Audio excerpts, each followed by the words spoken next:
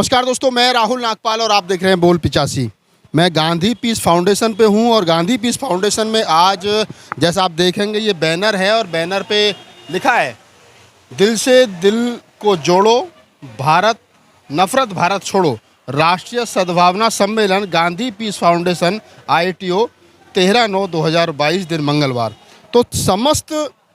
मुल्क में भारत देश के अंदर जितने धर्म हैं, मजहब हैं, पंथ हैं, उन तमाम लोगों को की भावनाओं को ध्यान में रख करके और जो हमारा संविधान कहता है, हमारा जो संविधान है वो कहता है कि भारत में हर धर्म, हर मजहब, हर पंथ के लोगों को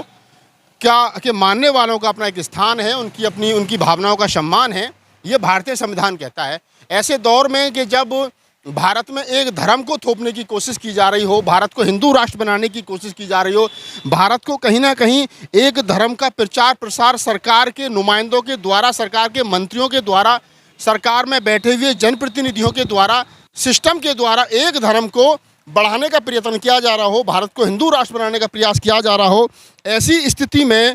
गांधी पीस फाउंडेशन के अंदर सद्भावना, राष्ट्रीय सद्भावना सम्मेलन जो है वो चल रहा है। कितने कामयाब ये लोग होंगे, वहाँ पे जैन मुनि हैं, वहाँ पर बौद्ध भिक्षु हैं, वहाँ पर हिंदू धर्म के जो सनातनी परंपरा के जो साधु हैं वो हैं, वहाँ पर वो तमाम लोग हैं जो भारत में सिख पंथ के लोग हैं, इस्लाम को मानने वाले लोग हैं, तमाम वो लोग हैं, उनकी विचार गोष्ठी चल रही है, सुनने वाले लोग बैठे हैं। और मैं कोशिश करूँगा कि आपको अंदर का भी नज़ारा दिखाऊँ, लेकिन पहले कुछ लोग बाहर खड़े हैं, इनसे बातचीत कर लेते हैं। हमारे साथ DC कपिल साहब हैं। कपिल साहब, आज का जो प्रोग्राम यहाँ चल रहा है, क्या कोई मैसेज देने में आप लोग सफल होंगे यहाँ पे? देखिए साहब, मैं तो यहाँ पर एक इनवाइटी के तौर पे आया हूँ और मुझे ये जानकारी मिली थी कि सर्वधर्म सद्भावना सम्मेलन है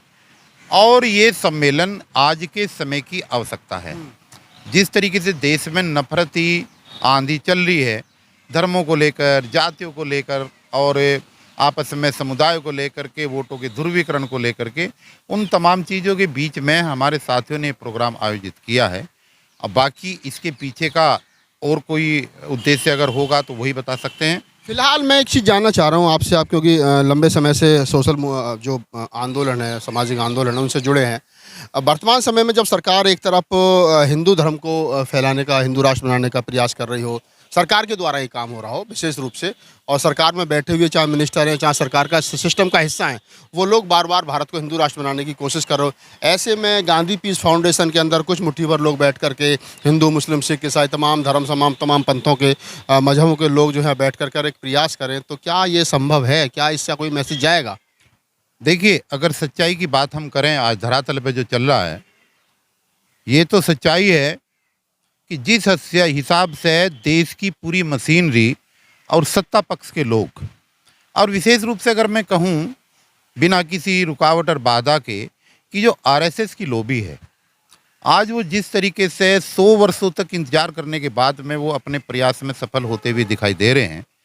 ये तो निश्चित है कि ये मुट्ठी भर लोगों की आवाज़ कहाँ तक जाएगी, ये एक अपने आप में एक प्रश्न है। अभी हाल ही में एक वीडियो वायरल हो रहा है, आपने भी देखा होगा सोशल मीडिया पर, जैन मंदिर में एक दलित बच्चे के घुस जाने से, अभी तक हम देखते हैं कि हिंदू मंदिर में अगर कोई घुस जाता है तो उसके साथ में मारपीट होती है, लिंचिंग होती है, जान भी गंवानी पड़ती है। लेकिन पहली बार मामला आया है कि जैन मंदिर में किसी दलित बच्चे के, मासूम बच्चे के घुस जाने से, कुछ छू लेने से, प्रसाद वगैरह, उसको पेड़ से बांध करके जो है वो मतलब पिटाई की गई। बच्चा हाथ जोड़ रहा है, गिड़गिड़ा रहा है। जो महावीर शांति का संदेश देकर चले गए, अहिंसा परमो धर्म का नारा दे करके चले गए, अगर एक साइड सोते थे तो उसको साफ कर लेते थे, दूसरी साइड वो इसलिए नहीं सोते, कोई चींटी, कोई मकोड़ा दब के मर जाएगा। आज उनके अनुयायी इतने हिंसक हो गए, तो सरकार जो हिंदू राष्ट्र बनाने का दावा कर रही है, उसका जो अहंकार है, उसका जो हिंसा है, वो दूसरे धर्मों पर भी कहीं ना कहीं भारी पड़ रही है। देखिए, सच्चाई इससे बहुत बेहतर, मेरे से भी बेहतर आप जानते हैं, सच्चाई ये है कि जिन लोगों को हम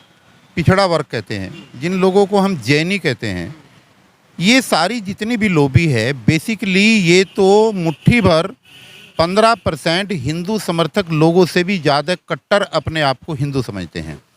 और ये हिंदूवादी व्यवस्था का ही पार्ट हैं। बेशक इन्होंने मंदिर बना लिए, इन्होंने अपने अलग धर्म बना लिए, ये चल रहे हैं, लेकिन अगर हम इसकी विवेचना ईमानदारी के साथ करें तो ये सब लोग हिंदू धर्म का एक महत्वपूर्ण अंग हैं। और ये जो लोग इस देश को हिंदू राष्ट्र घोषित करने की बात करते हैं, और चारों तरफ जो ढिंडोरा पीटते हैं, ये लोग हर क्षेत्र में ऐसे लोगों को सपोर्ट करते हैं। ये कभी भी देखिए, जिन बच्चों की आप बात कर रहे हैं, हमारा दुर्भाग्य तो ये है कि जिन बच्चों की हम बात कर रहे हैं उनको आज तक यही नहीं पता लगा कि उनका खुद का धर्म क्या है। अगर उनको खुद के धर्म की पहचान होती तो वो वहाँ पर मंदिरों में न जाते। और एक बहुत बड़ा वर्ग,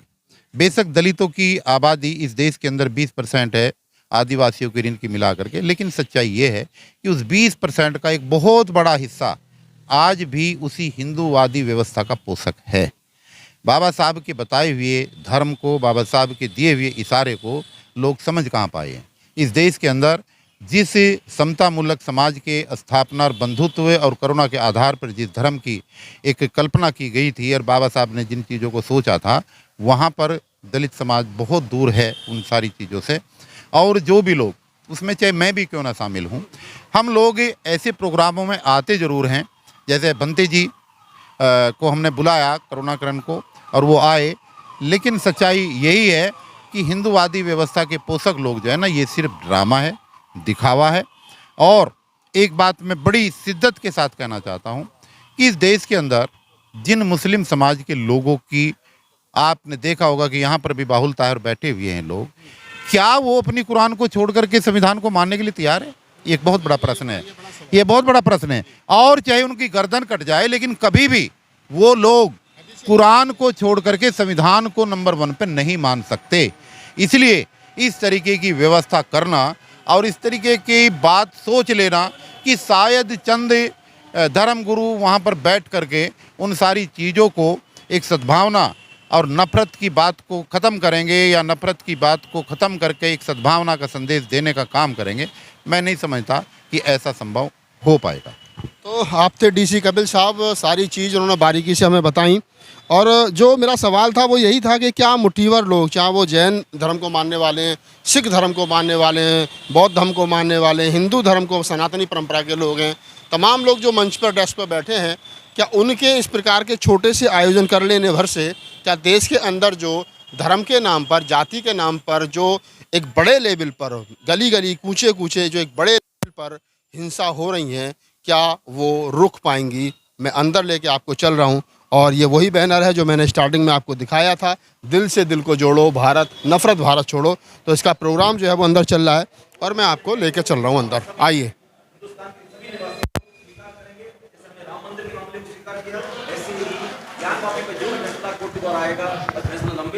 जो भी आएगा फैसला स्वीकार करेंगे। अब तो मामला कोर्ट चला गया है, अब वहां से जो भी फैसला वो देखेंगे। देखिए, कुछ रूप से हम समझ सकते हैं कि धर्मगुरु भी जो है, कुछ लोग हैं जो धर्म के नाम पर राजनीति करते हैं, और ऐसे लोग जो सिर्फ अपना चेहरा चमकाना चाहते हैं और बस बीज डाल करके पिछड़ जाते हैं, ऐसे लोगों को तत्काल नामित करना चाहिए और ऐसे लोगों को तत्काल सजा देनी चाहिए। आपको लगता है कि अदालतें भी जो है सरकार के दबाव में है, इस प्रकार के फैसले दे रही है? नहीं, सुप्रीम कोर्ट देखिए भारत का न्यायालय अपने आप में स्वतंत्र है और वो किसी प्रकार की सरकार दबाव में नहीं है। चलिए, तो आप थे जैन मुनि, वो कह रहे हैं कि कोर्ट पर किसी प्रकार का कोई दबाव जो है वो नहीं है। हालांकि इसमें कितनी सच्चाई है ये विचारणीय प्रश्न है, क्योंकि जब एक तरफ बाबरी मस्जिद पर कोई जजमेंट आता है तो जजमेंट देने वाले जज को बाद में राज्यसभा सांसद वर्तमान की सरकार भेजती है, तो कहीं ना कहीं सवालिया निशान जो है वो खड़ा होता है। मैं आपको अंदर लेके चलता हूँ और अंदर चल रहा है आज का एक सद्भावना सम्मेलन जो मैंने आपको बताया था। तो ये वो सद्भावना सम्मेलन है जो अंदर चल रहा है और सिख पंथ के जो अनुयायी हैं, सिख पंथ के जो मानने वाले हैं, वो बोल रहे हैं और उनका जो स्पीच है वो चल रहा है। उसके बाद में और कुछ लोग हैं वो बोलेंगे, मैं आप लोगों की बातचीत उन लोगों से कराऊंगा और ताकि बता सकूं कि इस प्रोग्राम का जो मैसेज है वो कितना जा पाएगा या इस प्रोग्राम के कितने जो बेनिफिट्स हैं वो होंगे। तो ये प्रोग्राम अंदर चल रहा था। मैंने बाहर भी लोगों से बातचीत की और अंदर भी मैंने लोगों से बातचीत करने की कोशिश करूंगा ताकि एक मैसेज यहाँ से दिया जा सके, या जो ये मैसेज देने में के लिए यहाँ लोग इकट्ठा हुए उसमें कितने कामयाब होंगे।